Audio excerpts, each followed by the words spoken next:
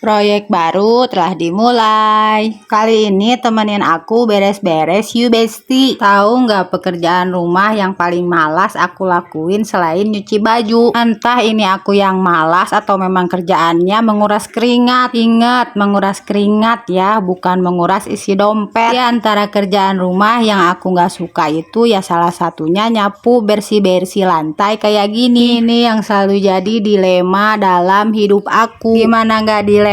Sambil nyapu-nyapu aku harus beresin sekalian barang-barang yang berantakan. Bikin aku lelahnya double-double bang. Ngomong-ngomong, jangan pada salpok sama rambut jambul aku ya. Ini namanya rambut jambul moncong tetangga. Iya, tetangga yang kalau kita nggak keluar rumah disangkanya banyak duit, dan tiba-tiba datang ke rumah dengan bicara bisa meren injem heula 100. Nah ini kita lanjutin bersih-bersih di bawah televisi karena udah nggak karu-karuan. Ini antara kabel setrikaan sama kabel casan berantakan, awur-awuran kayak pas malam minggu mau diapelin pacar. Ayo ngaku-ngaku. Mohon maaf bang, dede nggak pacaran, dede udah nikah.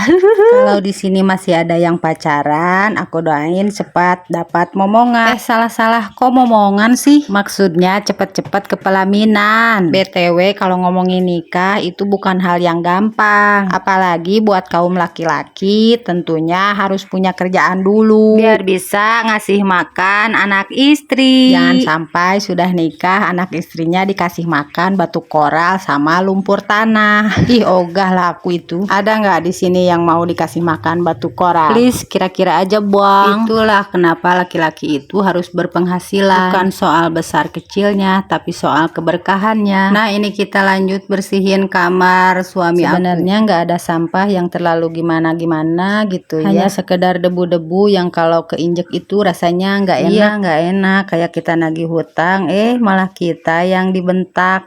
Ya udah, dede bentak balik aja. Kenapa ya orang-orang tuh kalau ngutang pada suka nggak tahu diri? Kalau belum bisa bayar utang minimal ngomong baik-baik. Ini bukan sekedar cerita, tapi ini beneran aku alamin loh Besti. Aku doain di sini kalau yang masih punya utang semoga rezekinya dilancarkan biar bisa cepet-cepet lunasin hutang-hutangnya ya. Kalau di rumah pada bersih itu kan enak ya. Biar kata kita tidak punya apa-apa, tapi kalau melihat halaman rumah kita bersih itu kayaknya nyaman. Ada yang sama nggak pengalamannya sama aku? Kalau misalnya di rumah kita tuh udah bersih, rapi, nggak ada tuh tamu yang datang. Tapi kalau rumah kita masih berantakan, kotor, pasti ada aja tamu yang datang.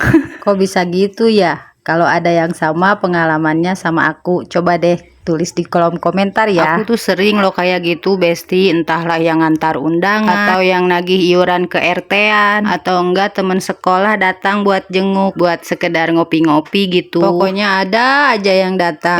Pas giliran rumah kita bersih, rapi, gak ada loh yang datang. Mungkin aroma undangan debu itu terlalu memikat ya Besti. Bukan apa-apa, kesannya jadi kita kayak orang yang jorok. Padahal bukan jorok, tapi agak lebih ke males aja gitu. Ya sama aja itu. Bersih-bersih di dalam udah beres, kita lanjut keluar ya Besti. Ini banyak banget sepatu basah bekas sekolah anak. Ya udah langsung aku jemurin aja mumpung cuacanya lagi panas. Nggak aku cuci karena ini masih bersih, hanya basah kena air hujan aja. Habis jemurin sepatunya, lanjut kita beresin sandal-sandal yang berserakan. Kita susun, kita tata di tempat sepatu. Kalau udah rapi tertata, lanjut kita sapu halaman. Ini sampah-sampah bekas jajanan anak-anakku udah pasti berantakan ini.